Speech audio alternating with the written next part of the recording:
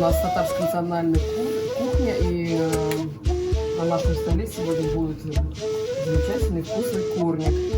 Для этого сначала приготовим тесто. Тесто у нас будет готовиться в мешалке. Помогает мне Сабина. Так, для теста у нас нужна будет мука, килограмм, немножечко сметаны, чуть-чуть, чуточку майонеза, дрожжи сырые, но можно и сухие дрожжи, масло подсолнечное, одно яйцо, сахар, соль. Так, Сабина начинает посеять цветы.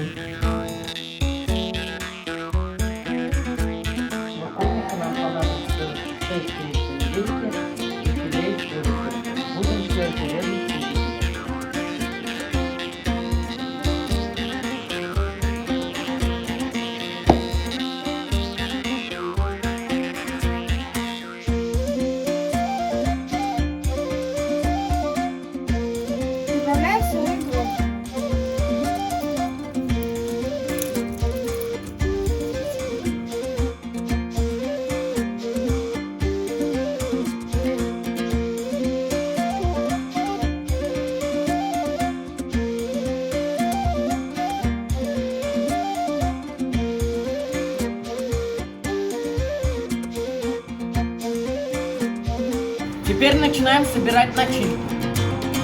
Немножко солим.